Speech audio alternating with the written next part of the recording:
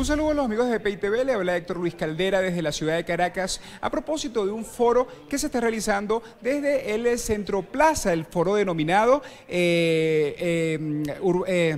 bueno, los barrios se pronuncian sobre votar o no votar. Muy bien, los barrios se pronuncian sobre votar o no votar, es como indicamos el foro del día de hoy, que va a contar con una serie de especialistas que van a hablar sobre lo que están pensando los sectores populares en este momento sobre el próximo proceso electoral del 20 de mayo. Acá va a estar la profesora Josefina Baldo, que es arquitecto y urbanista, tratando de analizar esta información, este tema que se está dando el día de hoy. También va a estar el estudioso Luis Vicente León, y también se encuentra Chuo Torrialba dentro del equipo de los panelistas. También vamos aquí a hablar con Evelyn Martínez, quien es miembro de la ONG Radar del Barrio, quien nos va a comentar un poco sobre todos estos especialistas y sus temas que se van a abordar. Evelyn, para que nos comentes un poco, entendemos que ustedes ya habían hecho un diagnóstico previo donde han hablado con todas las comunidades, Antímano, comunidades de todos los sectores populares, específicamente de la área metropolitana de Caracas. También quisiera entender si también tienen diagnóstico de otras áreas de Venezuela, de las cuales se van a discutir el día de hoy. Sobre todo, ¿qué está pensando las comunidades sobre ejercer este derecho ciudadano en medio de esta crisis que se está viviendo? ¿Qué están diciendo los barrios ahorita, Belín? Sí, buenos días, Héctor. Muchísimas gracias a ti y a la gente de este prestigioso medio. En efecto, Radar de los Barrios, que bueno, ya tiene aproximadamente 13 años en este accionar comunitario, y es un radar ciertamente porque tanto en el área metropolitana de Caracas como en las 22 parroquias del municipio Libertador, también en estados como Vargas, en el estado Lara, en el oriente del país, pues tenemos nuestros radares comunitarios en estos espacios, y nos dimos a la tarea de hacer una especie de consulta o diagnóstico, como bien lo has dicho, acerca del próximo 20. Todo esto porque, bueno, porque viendo esta disyuntiva que hay a nivel de la dirigencia opositora, donde un grupo dice que hay que votar, otro grupo se abstuvo, nos mandan a abstenernos, pero no nos dan alguna coordenada de por qué no hacerlo o qué accionar tenemos aparte de quedarnos en nuestras casas. Entonces, bueno, ciertamente se dio un proceso de discusión fuerte, porque bueno, en los sectores populares para nadie es un secreto, que es donde vemos a la gente comiendo de la basura, es donde vemos a la gente morir en los hospitales porque no tienen los insumos. Un caso reciente fue el niño que murió en el JM de Los Ríos, mi primo. Y bueno, ver esta situación y que le digamos a la gente, no, quédate en tu casa, o que le digamos a la gente, vota que vamos a ganar. O sea, darnos dos alternativas sin hablarnos del día siguiente. Esa era nuestra preocupación. Entonces, luego de esta consulta decidimos pues hacer este foro, hacer una consulta mucho más amplia con personas como Luis Vicente León, con quien tú acabas ciertamente de presentar. Luis Vicente nos va a hablar de la intención de voto en los sectores populares. Por supuesto, para nosotros hacer un evento como este y no tener a nuestra querida amiga Josefina Baldo, quien fue una persona que en su momento realizó el programa de habilitación de barrios, donde muchísimos barrios de toda Venezuela pues conocen este programa y agradecen en su momento este trabajo. Josefina nos va a hablar de los barrios, la gobernabilidad y la transición política. Es un tema que ciertamente nos han hablado. Institucional también, ¿no? Que es muy importante.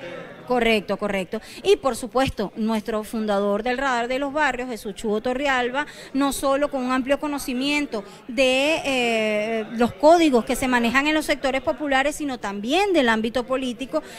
Chuo fue secretario ejecutivo de la Mesa de la Unidad y pues maneja muy bien estos términos, y para nosotros era muy importante su posición esta mañana aquí. Entonces estos tres panelistas van a estar hoy aquí con gente, comentaristas de Antímano, de los barrios de Petare, del estado Vargas, del área, de toda el área metropolitana, pero fuera del área metropolitana, pues el estado Vargas. También van a estar aquí exponiendo su posición y, por supuesto, lo que ha sido el proceso de consulta en cada sector popular, donde te confieso, antes de iniciar este foro, bueno, mucha gente ve como la opción rápida de salir de este régimen que nos tiene pasando trabajo, haciendo colas, a veces sin conseguir alimentos. Bueno, toda esta historia que ya sabemos y no vale la pena repetir. Bueno, ven como la única opción salir a votar. Nos han dicho vayan a las calles y hemos estado en las calles. Ahí hemos coincidido, Héctor, ciertamente. Nos han dicho vayan a votar y hemos ido. Cuando nos han mandado a abstenernos lo hemos hecho. Y bueno, no tenemos otra opción. En este momento,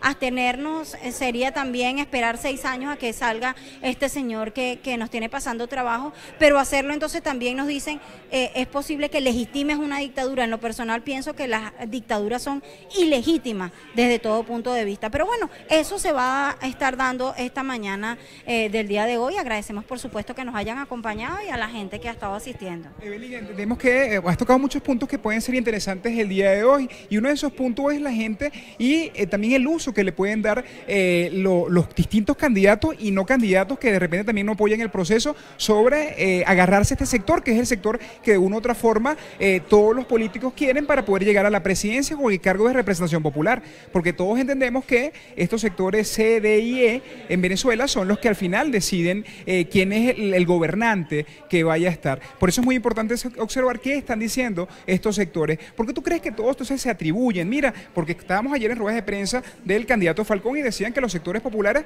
estaban con él porque tenían su sentir.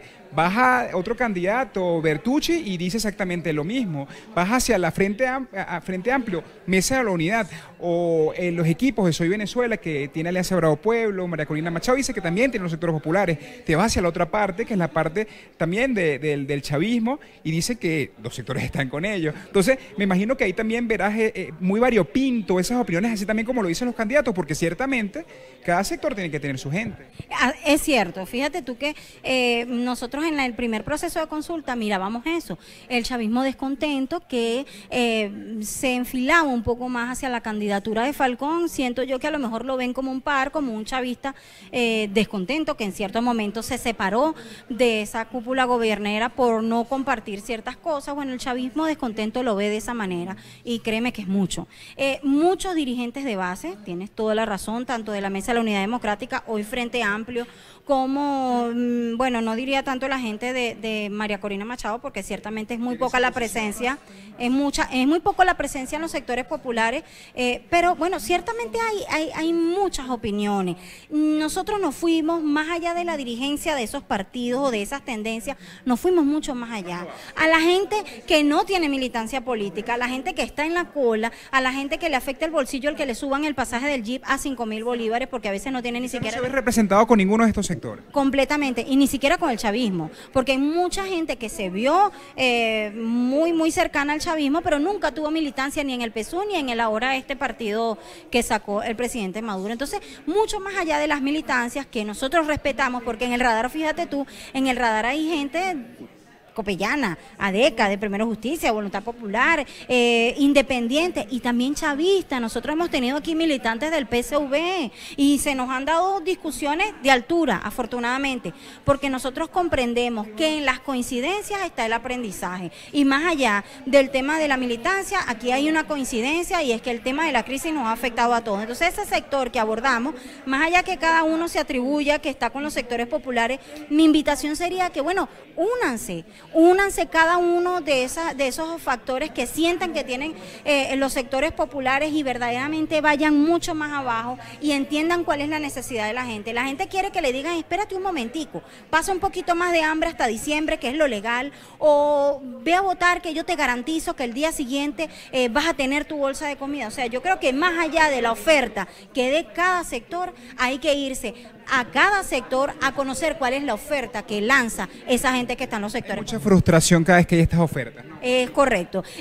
Y hay muy poca credibilidad, ciertamente. El señor Bertucci, por ejemplo, cuando iba a hacer la sopa, bueno, la gente bajaba, se tomaba la sopa y se devolvía para su casa. O sea, realmente no hay ninguna afinidad, ni hay esa conquista que realmente desea la persona. Y no es que tú vayas y le conquistes con que te voy a dar una bolsa, no, sino que sientas realmente lo que esa persona está pasando en este momento en cada sector popular. Mira, antes de pasar con la profesora Josefina, que vamos a aprovechar que también la tenemos acá, quisiera que también nos digas dónde las personas pueden ubicar más información. Entendemos que de aquí va a salir un documento donde ustedes van a tratar de compartirlo después de la deliberación de todos los sectores, tanto del país como fuera del país. ¿Dónde la gente va a poder, bueno, me imagino los medios de comunicación, pero si tienen un espacio ustedes donde puedan quizás consultar? Sí, realmente en nuestro blog del Radar de los Barrios, ojo, yo quiero aclarar que lo que pueda salir de aquí, ciertamente dentro del Radar de los Barrios hay diferentes opiniones. Algunas personas tal vez piensan en votar, otras en no votar. Tal vez hoy se cristalice esta realidad, pero bueno, nuestra invitación es a que ubiquen en el blog del Radar de los Barrios, radardelosbarrios.blogspot.com, también en nuestra cuenta en Twitter, @radarbarrios y @Chuo Torrialba, porque estoy segura que Chuo, y @Radar Venezuela. Allí estoy seguro que Chuo también nos va a apoyar mucho con la difusión de este documento resultado de esta conversa en la mañana de hoy. Muchísimas gracias. Estábamos hablando con Evelyn Martínez, ella es miembro de la organización no gubernamental Radar del Barrio. Ahora vamos a hablar un poquito con la profesora Josefina Baldó, profesora, para que está ahorita hablando con los demás ponentes. No, profesora, a ver si podemos tener unas palabritas con usted un momentico, previo al, sí, no se preocupe, previo a lo que va a ser el foro, porque nos interesa mucho que nos hable un poco sobre lo que usted va a tratar el día de hoy, porque entendemos que usted tiene un alto conocimiento de cómo quizás se podrían reactivar estas zonas populares de las cuales vamos a tratar el día de hoy. Y usted va a tocar dos temas muy importantes, que es gobernabilidad y transición dentro de estos procesos que pueden ser un poco traumáticos, quizás para la gente, quizás hasta de los sectores más populares.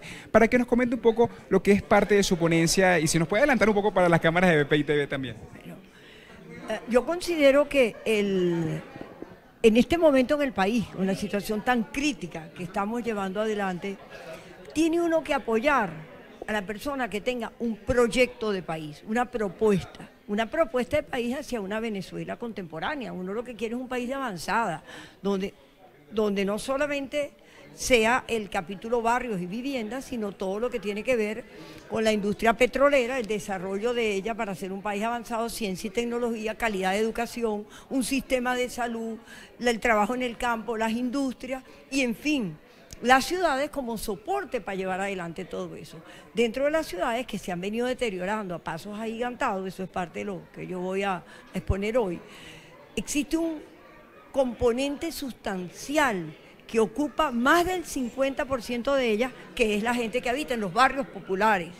Estos barrios populares tuvieron grandes programas para intervenirlos y para poderlos superar su condición de suburbanización, pero fueron truncados. Entonces hoy día se encuentran en una situación crítica.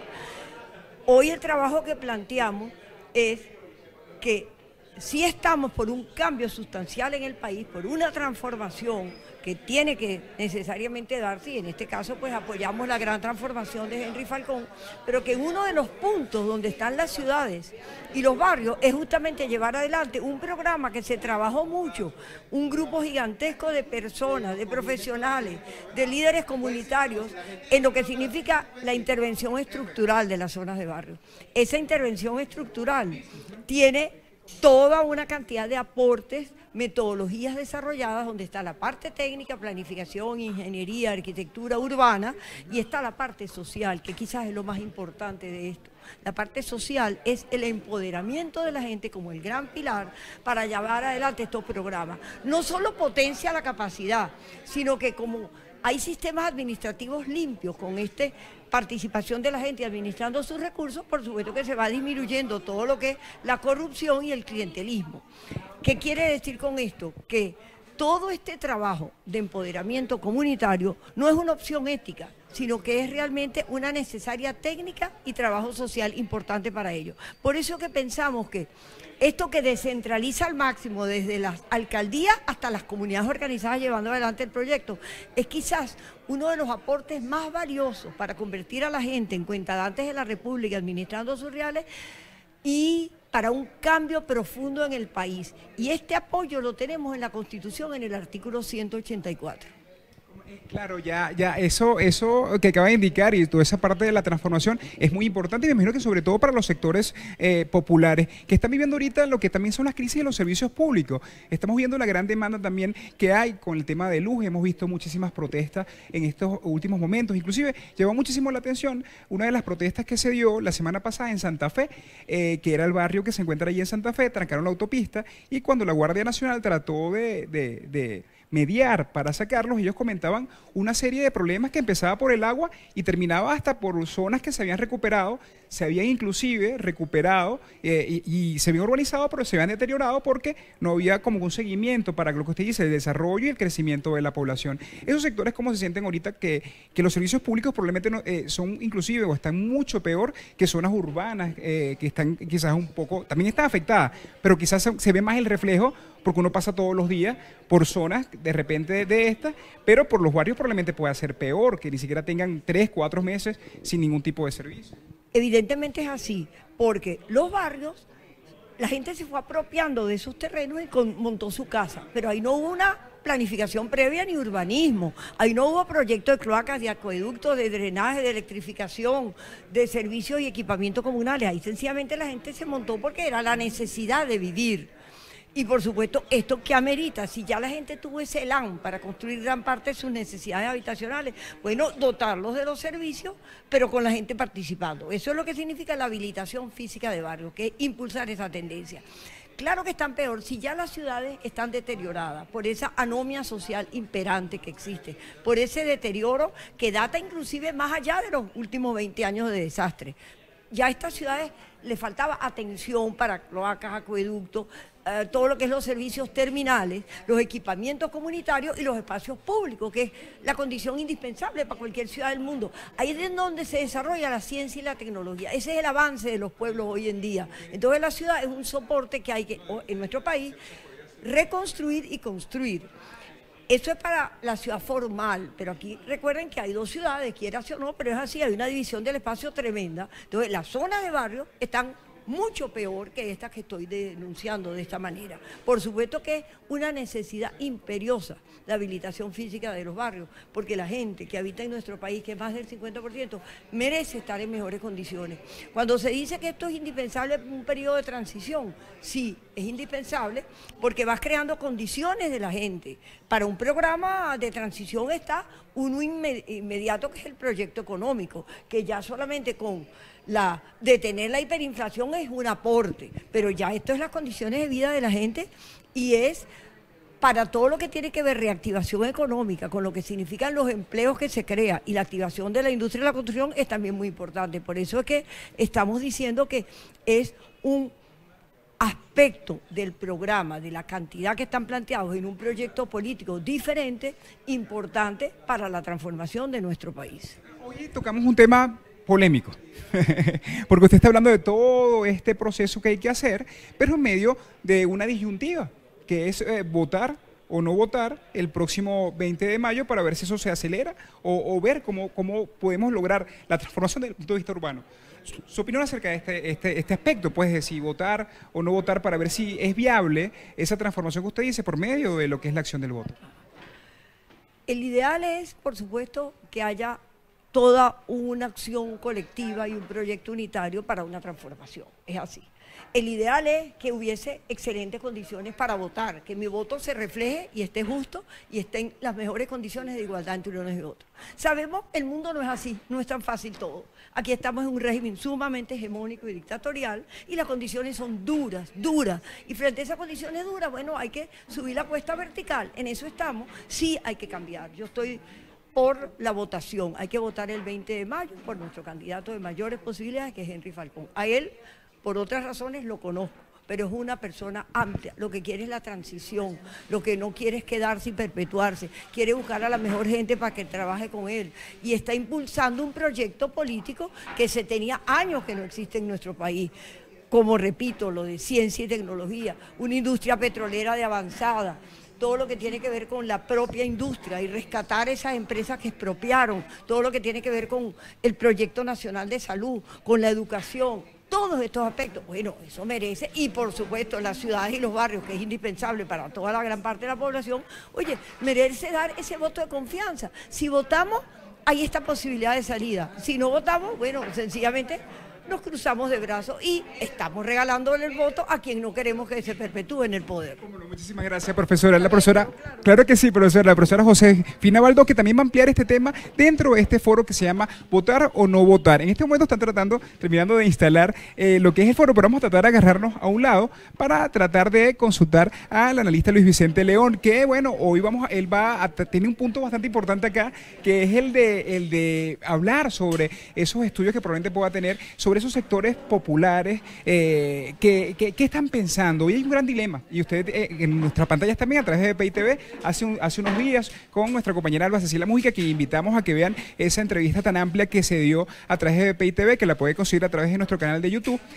Usted explicó un poco, en manera general, lo que podrían ser las tendencias para estas próximas elecciones, pero hoy va a hablar aquí específicamente de estos sectores populares. ¿Qué están pensando? ¿Votar o no votar? Sí, mira, ese es bueno, arranquemos porque es un dilema falso.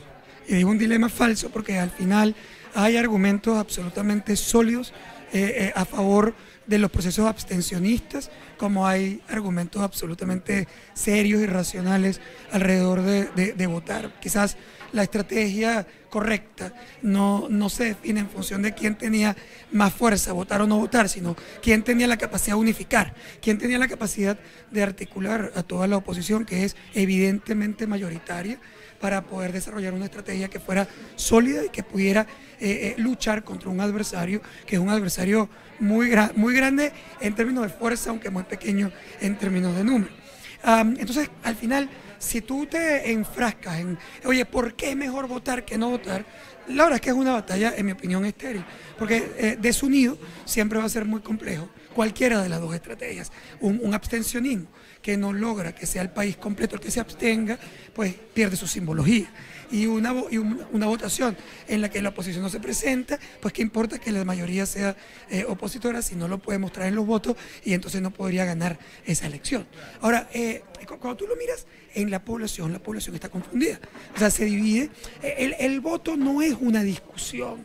La mayoría de los venezolanos quieren voto, respetan voto, sienten que el voto es la vía para poder eventualmente resolver sus problemas. Por lo tanto, no hay un dilema sobre el voto, hay un dilema sobre la elección.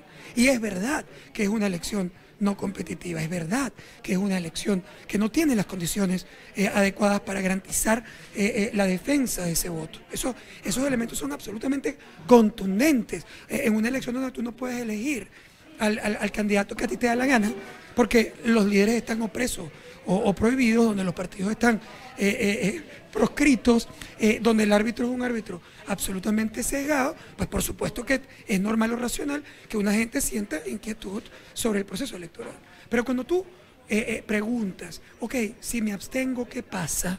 O sea, cuando tú vas al día siguiente y le preguntas cómo se convierte esa abstención en algo concreto que puede producir un cambio, más allá del tema de la ilegitimidad o el tema ético del proceso, ahí es donde eso se complica, porque la misma población empieza a sentir que está perdiendo, que va a perder su tiempo, que va básicamente a permitir que Maduro esté 6 años en poder y que ni siquiera tenga que hacer trampa para ganar, sino que tú se lo estás entregando porque al no votar es irrelevante cuál sea la preferencia del elector. Entonces eso empieza a poner un poquito de inquietud en la población, y especialmente en la población más pobre, en la población de la base de la pirámide, en la población del barrio, comienza a ver la inquietud de que ellos lo único que saben hacer, lo que sabemos hacer los venezolanos, es votar. Es decir, es lo que hemos aprendido, lo que hemos hecho, que si funciona, que no funciona, que te roban, que no te roban. Al final, todo está alrededor del ejercicio de ese derecho. Claro que quienes están convocando a votar también cometen un error, no son solamente los abstencionistas.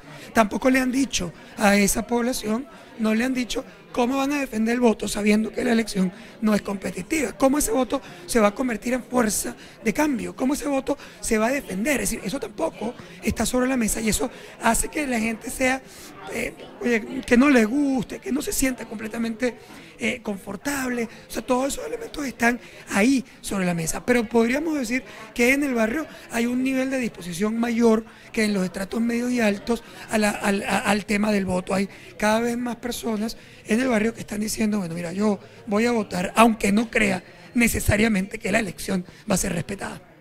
O sea porque hago la pregunta y también reitero la pregunta, porque es que ayer estábamos en varias ruedas de prensa. Estuvimos en la de Bertucci, estuvimos en la de Falcón, estuvimos en la del Frente Amplio, seguimos inclusive en la del chavismo realmente la del candidato Maduro. Y todos se atribuyen el sector popular. Todos dicen que el sector popular está con ellos. Entonces, por eso es que probablemente hoy están todos muy pendientes sobre estos números. De verdad, ¿para quién se le atribuiría esta población? Que es la población que de una u otra forma da presidentes de república, gobernadores y alcaldes. La población de estratos más pobres dentro de la base de la pirámide es la mayoría contundente de la población venezolana, representa cerca de 80% de la población en Venezuela, en el estrato D y E. El E representa 45% de la población, es decir, es la mitad. Por lo tanto, obviamente que lo que ocurra en el barrio es determinante en el resultado para cualquier grupo, pero tampoco es verdad que podemos decir que hay una definición concreta en esos grupos. La base de la pirámide es el país. Al hacer 80% es el país. Cuando nosotros decimos que Venezuela tiene una mayoría contundente que quiere cambio, es igual en el estrato básico que en el estrato más pobre. Porque al final, sin el 80% de la población no pudieras haber construido esa mayoría.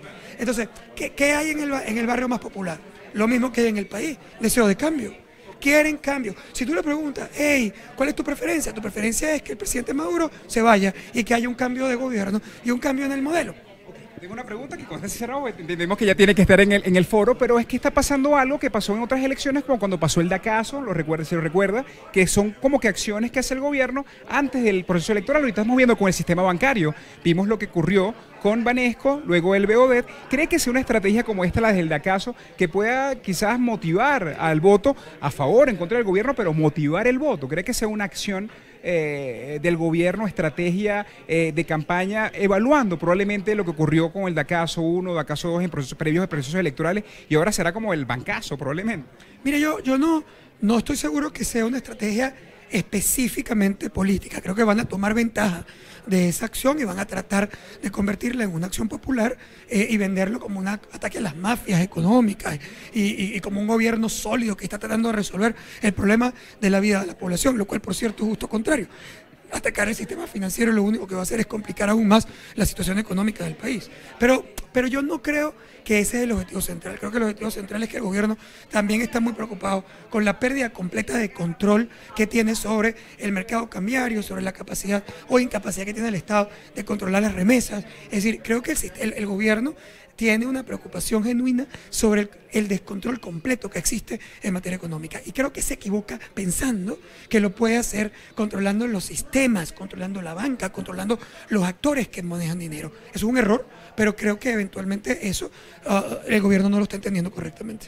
Muchísimas gracias, Luis Vicente León, que vamos a dejarlo que vaya y siga participando en el foro. Vamos a continuar. Ya podemos ir observando que está lleno la sala para dar inicio a este foro. Vamos a ver si podemos agarrar 2 segunditos nada más al señor Chuo Torrialba antes de que empiece el foro, porque sé que vamos a dar la palabra de apertura, pero básicamente un poco rápido para que nos comparta, colegas, sobre lo que ha sido este trabajo que están haciendo. Entendemos que fue un diagnóstico previo. Evelyn Martínez, la representante de Radar Barros, nos explicó muy bien lo que fue el estudio que hicieron previamente para poder consultar hoy las bases. Pero ¿qué es lo importante hoy sacar de acá? Porque entendemos que van a sacar de acá un documento que van a ser difundido y que está siendo discutido por personas de sectores muy populares, tanto de Caracas como también del interior del país. Es correcto. Nosotros desde hace mucho tiempo le planteamos al liderazgo político partidista que frente a la disyuntiva de votar o no votar, la mejor decisión era aquella que pudieran tomar entre todos. Lamentablemente han pasado todas estas semanas y en lugar de tener una decisión unitaria, seguimos teniendo 2 posiciones que invierten más energía en combatirse entre ellos que en combatir al régimen y en combatir a la crisis. Por eso hoy vamos a hacer un planteamiento y lo hemos organizado de esta manera. En primer lugar, Luis Vicente León nos va a dar una panorámica de cuál es en realidad la intención de voto en los sectores populares. En segundo lugar, vamos a hablar con Josefina Baldó, vamos a escuchar la exposición de Josefina Baldó sobre cuál es la importancia económica, demográfica de los sectores populares en el conjunto de la población venezolana. Y finalmente me va a tocar a mí exponer el documento donde los dirigentes populares y comunitarios que hacemos vida en Radar de los Barrios fijamos posición sobre ese punto, votar o no votar. Nosotros creemos que hay que construir, más que apostar, construir tejido democrático y creemos que eso se logra es participando en todos los tableros de lucha, el electoral, el social, el político, el económico. De eso se trata. Yo sé que tiene que empezar y le hago una última pregunta antes de que empiece y es exactamente a eso. El 20 entonces de mayo, entendemos que lo van a debatir acá, pero usted tendría ya una posición previa. A partir del 20 de mayo mucha gente dice que va a pasar. ¿Usted cree entonces que a partir del 20 de mayo lo que le queda a la población es construir? Yo creo que nosotros tenemos que prepararnos para una situación en la que más allá, sea cual sea ese resultado, tengamos lo que no tenemos hoy. Hoy no tuvimos una dirección capaz de ponerse de acuerdo. Tenemos que construir esa dirección que sea capaz de retomar los éxitos que tuvimos hasta el 2015 y que inicie un nuevo proceso de acumulación de victorias, no este desastre que vimos durante los años 16, 17 y lo que va del 18, que ha sido un tiempo básicamente de contradicciones y de derrota. Muchísimas gracias a el Chuo Torrialba, también, bueno, líder social, también secretario ejecutivo de la Mesa de la Unidad, quien nos estaba hablando un poco sobre lo que va a ser este foro que se va a desarrollar el día de hoy, que se denomina votar o no votar, lo que opinan los sectores populares o barrios. Repasamos un poco, antes de que se dé inicio a este foro, lo que han dicho cada uno de los ponentes que van a hablar el día de hoy. Es importante indicar que la moderadora va a ser Evelyn Martínez, ella es también diputada suplente de la Asamblea Nacional y también podemos agregar que pertenece a la organización no gubernamental Radar del Barrio. Ellos levantaron un diagnóstico en todas las áreas populares de Caracas, también del interior del país, para poder verificar lo que estaban pensando cada uno de los sectores populares. También estuvimos consultando opiniones como la de Luis Vicente León, que le estuvimos indicando qué era lo que estaba pensando el barrio y si había un dilema real de si votar o no votar. Él manifestaba o cuando le consultamos esa pregunta, que el dilema no está en votar o no votar. Nos manifestaba que el dilema estaba específicamente en si ir a ese proceso electoral o no ir al proceso electoral, porque el venezolano sabe que el voto es una herramienta para poder producir algún tipo de cambio, pero dice que aquí el dilema realmente está en si participar en el proceso de elecciones o no, porque no se duda en el proceso electoral. También se encuentra Chuo Torrialba, quien va a tratar de dar un ámbito un poco más político, observando un poco las características políticas que puedan tener cada uno de los barrios. Y por último también vamos a tener a la profesora Josefina Baldó, que va a hablar sobre la transición y gobernabilidad desde el punto de vista institucional, debido a que ella es arquitecto y urbanista. Escuchemos. Hacia el cual va a escalar la experiencia ya conocida del Radar de los Barrios. Hoy vamos a dar respuesta a una pregunta que es: ¿votar o no votar? ¿Cómo nos pronunciamos de los sectores populares?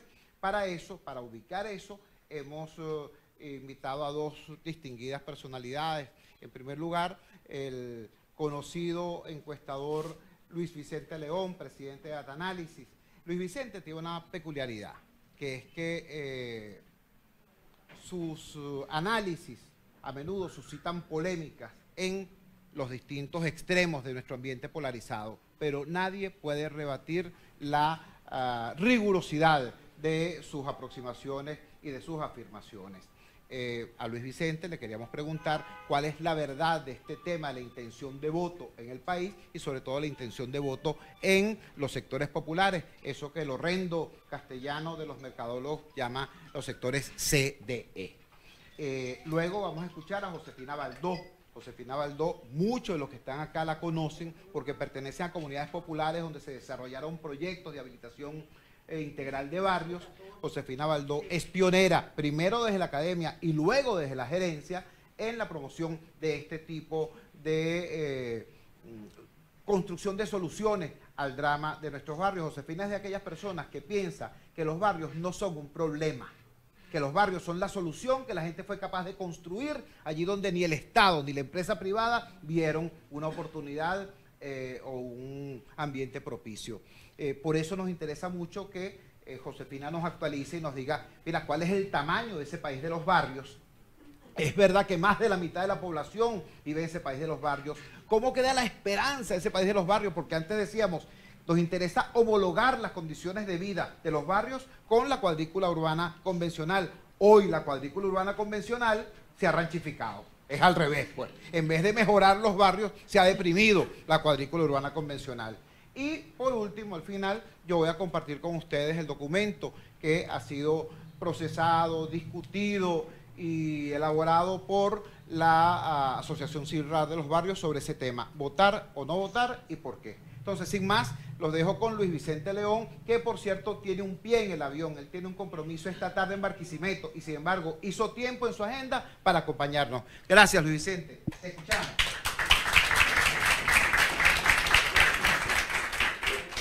Yo me imagino que me siento por los micrófonos.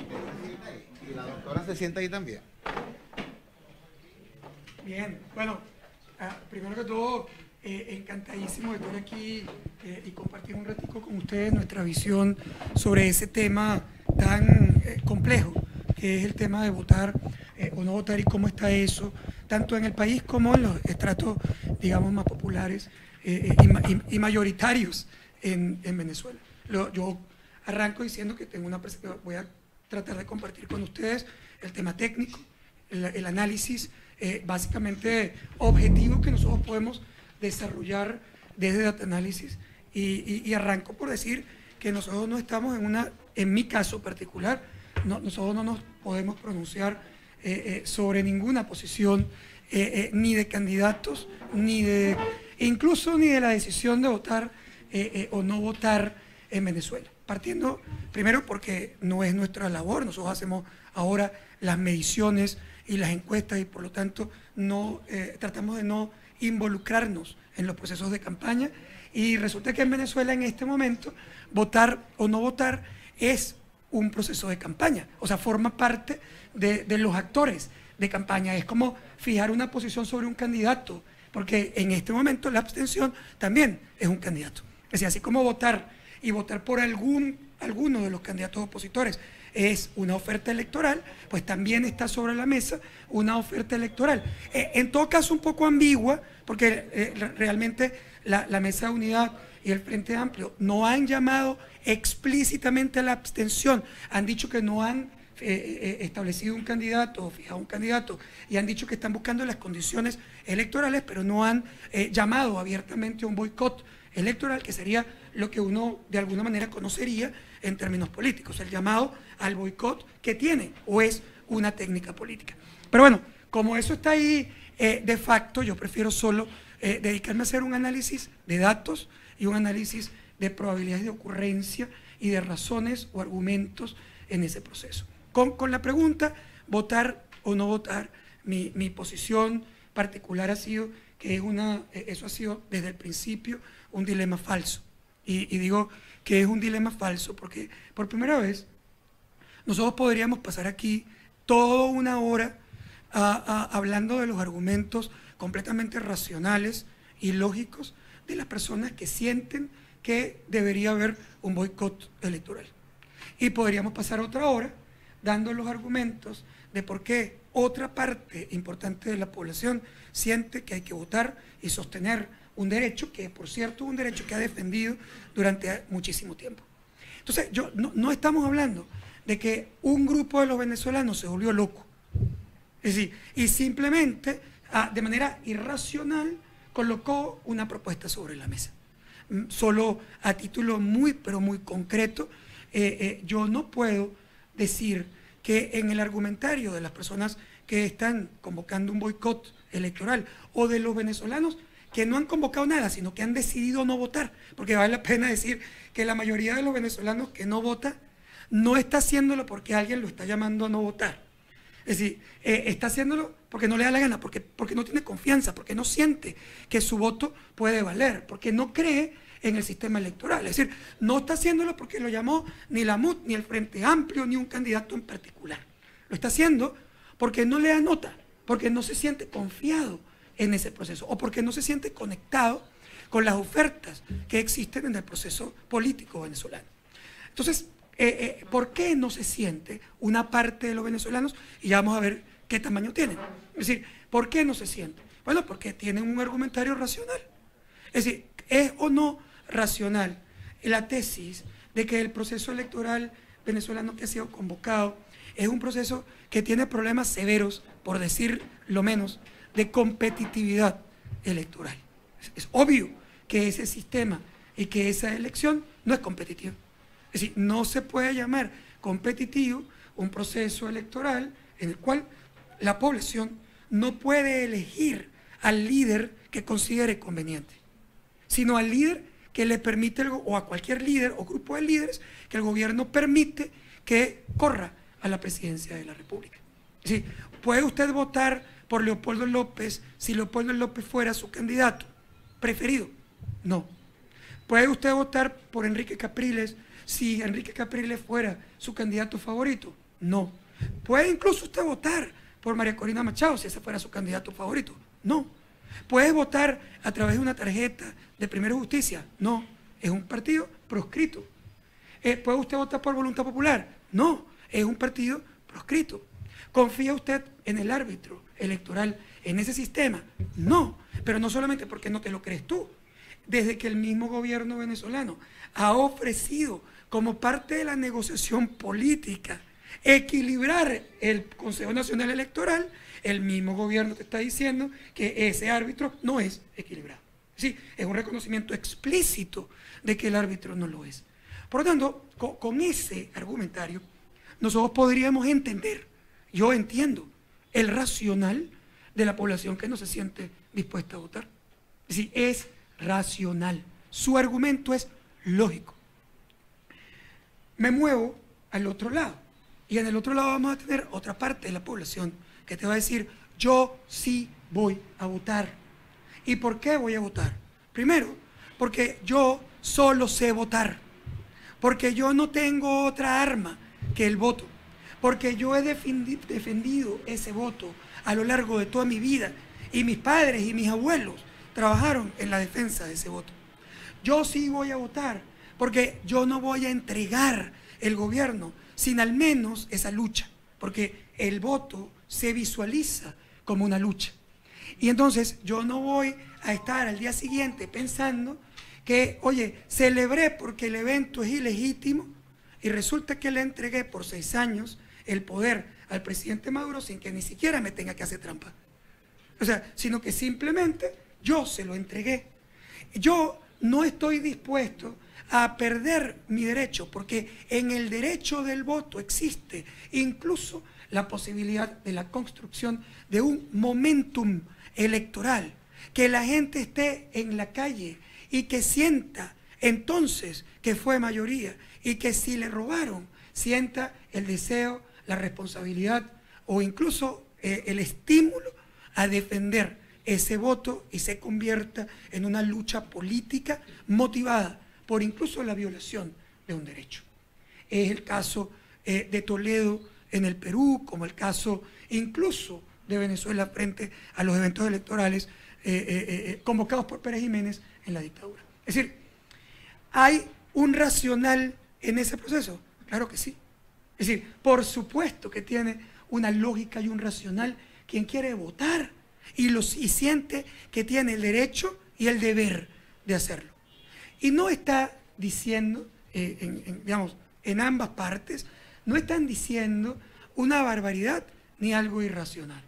Lo que sí es interesante es aclarar que mientras los pro abstención han sido claros en decir por qué se abstienen, no han sido claros en decir cómo se come eso al día siguiente.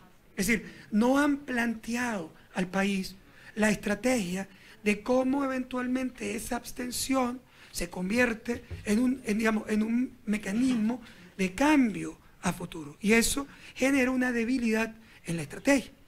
Como tampoco los pro voto han dicho cómo le ofrecen a la población defender su voto ante un evento no competitivo en el que probablemente su voto puede ser de alguna manera complicado, no reconocido, incluso manipulado en el proceso electoral. Tampoco los pro voto le han dicho a la población qué va a hacer al día siguiente. Y por eso entonces arranqué diciendo que estamos frente a un dilema falso.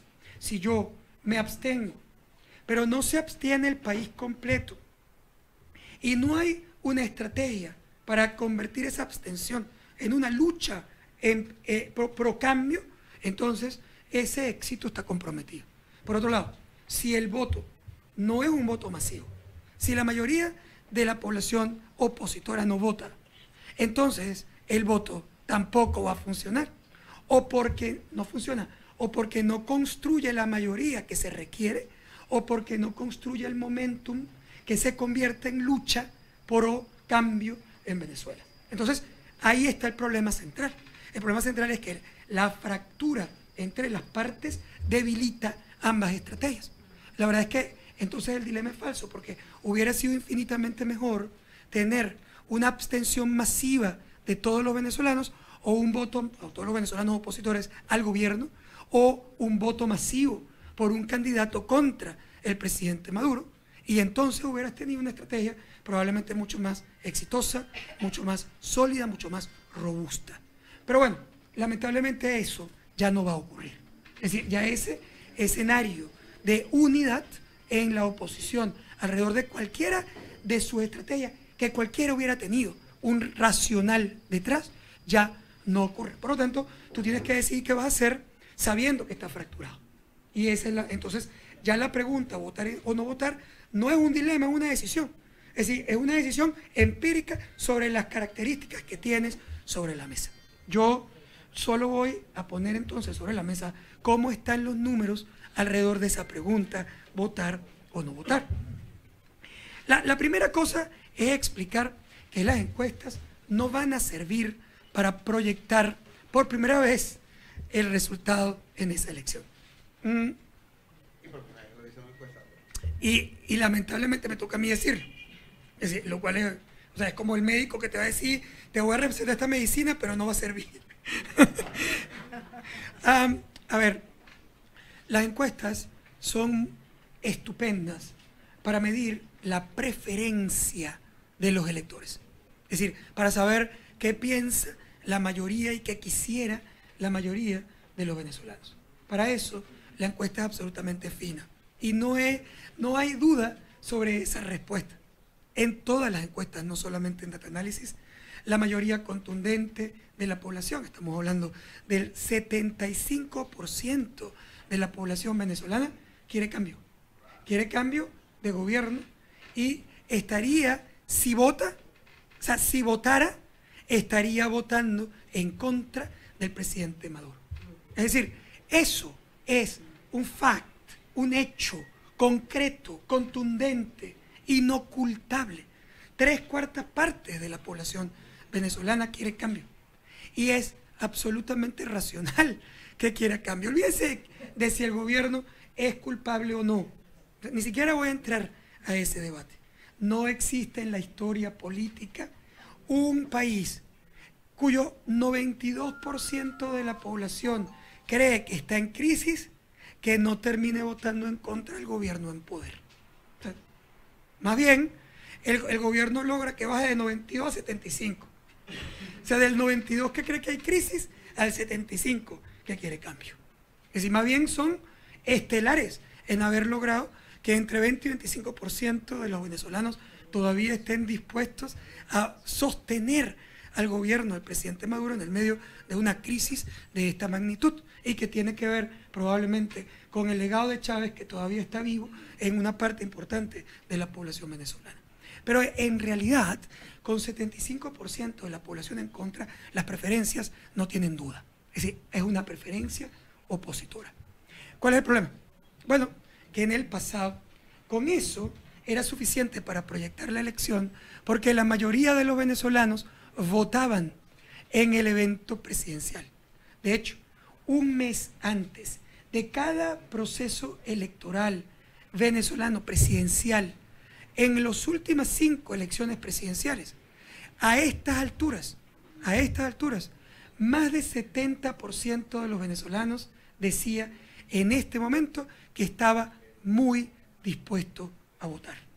Por lo tanto, si ya a un mes o menos de la elección, más del 70% de los venezolanos estaban muy dispuestos, no dispuestos, muy dispuestos a votar, es decir, completamente seguros a votar, lo que terminaba ocurriendo era que había una conexión estadística entre el porcentaje de la población que votaba y los que estaban muy dispuestos a votar inmediatamente antes de la elección.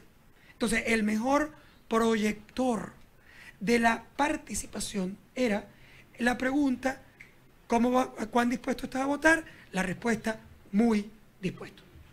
Todos los demás ya no importaban, porque o no votaban o estaban dentro de la ley. Era parte de también lo que nos indicaba el analista Luis Vicente León hace un momento cuando estábamos entrevistando. Nosotros vamos a tratar de seguir dándoles detalles de la noticia que se está produciendo en este momento en este foro, y estamos al lado de algunos de los líderes comunitarios que se encuentran acá presentes y que de alguna u otra forma están trayendo propuestas a este foro de votar o si votar o no votar, porque ese es el dilema de estos sectores populares. Estamos con, y disculpe su nombre. Ingrid Palacios, dirigente vecinal del municipio de Sucre.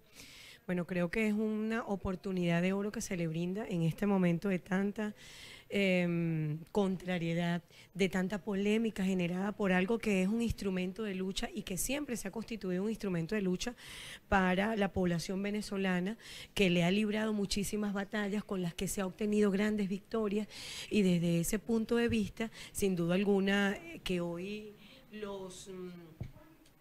los ciudadanos estén en un dilema de votar o no votar, sin duda alguna es hoy ya una decisión. Yo creo que esto se focaliza sobre todo en los sectores que en este momento están más deprimidos por la situación actual en que la tiene sometida este régimen. Yo creo que aquí los picos han subido en la posición de votar, sin duda alguna, porque cuando tú te vas a la base de los sectores populares, por ejemplo, tú te vas a Filas de Mariche, Caucahuita, La Olorita, Petare, José Félix Rivas, San Blas, que es uno de los barrios más grandes de Petare, como José Félix Rivas, La Urbina, tú te vas a esas zonas, La Bombilla, y hay una voluntad de voto, porque la gente considera que ese voto es un instrumento de lucha. Sin duda alguna, también valen los argumentos que dan quienes hoy llaman a no votar, pero se afirma y se afianza la voluntad de ser superiores en la organización de la defensa de ese voto. Y por supuesto, como me decían en José Félix Rivas, en uno de los foros que estuvimos, me decían, bueno, pero ¿cómo se gana un juego de béisbol cuando tú dejas bases libres, cuando tú no cubres todas las bases? Y me parece que ese ejemplo lo podemos traer al lugar en este momento, porque estamos en uno de los juegos más candentes del país. Nos estamos jugando a Venezuela, y si jugándonos a Venezuela dejamos bases libres, y con esto quiero hacerle un llamado a quienes de una u otra manera pudieran estar con también razones llamando a que no se realice ese evento, que ya es una realidad, porque creemos que en la política son hechos ciertos e inciertos, y nos tenemos que basar en los hechos ciertos. Hay una realidad el 20. ¿Qué postura debemos asumir? Es sin duda alguna importante que la asumamos con madurez y sobre todo con unidad. Pero usted dijo algo importante, que es la defensa del voto, y Petare en defensa del voto es bastante interesante, debido a que ha ganado en muchas oportunidades puestos de alcaldía, y le ganó al gobierno en varias oportunidades, inclusive estando el gobierno allí presente. Yo quisiera también saber, ellos también saben cómo defender los votos, pero tienen toda la estructura completa para hacer esa defensa. O sea, realmente tienen la estructura completa para defender esos votos, como lo han tenido años anteriores en Petare, viendo lo que ocurrió en la última elección donde se perdió, o la oposición perdió ese municipio. Fíjate que son muchos elementos, pero cuando tú hablas de la defensa del voto, es que no estamos hablando de una elección particular, estamos hablando de la defensa de un destino. Quien en este momento en Petare, por ejemplo, en Mariche, en La Olorita, en Caucahuita, no tiene ni siquiera un pasaje, porque hasta de eso lo privaron del efectivo para moverse.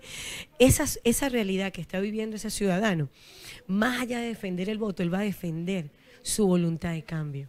Entonces allí las cosas son distintas, porque la cultura que existe, no solamente en Petare, sino en el país, es de participar en las elecciones presidenciales, una cultura masiva, y más en una coyuntura como esta tan difícil que estamos viviendo y tan compleja que estamos viviendo. Entonces, yo creo que existen las estructuras de organización que tienen que ser articuladas de la manera correcta para la defensa de ese voto, y además que no es la defensa de una candidatura, es la defensa de una oportunidad para marcar un antes y un después de esta situación. Bueno, muchísimas gracias. Repite su nombre, por favor. Ingrid Palacio, dirigente vecinal del municipio de Sucre. Estamos hablando con Iris Palacio, que nos estaba en este momento tratando de brindar aquí entrevista. Culminamos con Carlos Julio Rojas, estábamos ahorita en Petare, y vamos a hablar a escuchar a Carlos Julio Rojas, que estamos ahora al sector del Libertador, municipio Libertador de Caracas. Carlos Julio, ¿qué está pensando, votar o no votar estos sectores populares que se encuentran entre la Candelaria, la zona, el norte de Caracas, o sea, toda esta parte?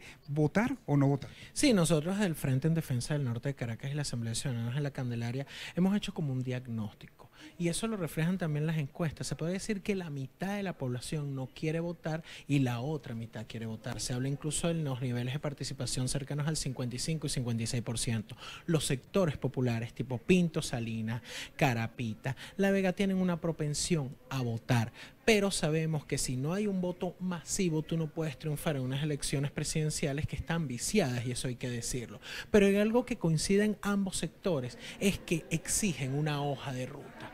Te lo puedo decir claramente, ni Henry Falcón ni María Corina Machado, y desde el propio Frente Amplio no se le está ofreciendo una hoja de ruta al ciudadano. Nosotros desde la sociedad civil, desde los sectores populares, ¿cuál es la hoja de ruta? Aquí, más que un clima electoral, porque yo te invito a que pases por la Candelaria, por San Bernardino, no se habla de elecciones, se habla del aumento de la carne. Ahorita un kilo de carne está en 4 millones de bolívares. Más que propensión a votar, lo que unifica al ciudadano es esa rabia, ese dolor que está sintiendo el ciudadano porque no tiene comer. Ese realmente es el mecanismo de unidad. Yo te puedo decir, hay gente que habla de que aquí no hay protesta, que hay protesta todos los días. Hace poco protestábamos por el pasaje, ayer protestaban en el municipio de Sucre por el agua, en San Bernardino. Los altos niveles de inflación están pulverizando las carteras de los ciudadanos, y está ahí en la dirigencia política y social en transformar esa rabia, ese dolor, ese posible estallido social que podemos vivir en una rebelión popular pacífica, democrática y constitucional. ¿Y cómo se logra eso? Nosotros podemos convocar una protesta el día de mañana y va a ir poca gente, pero está en la dirigencia política y social protestar en los sitios donde está sufriendo la gente, en la cola por el pan, en la cola por los productos, donde la gente tiene rabia, donde la gente tiene dolor.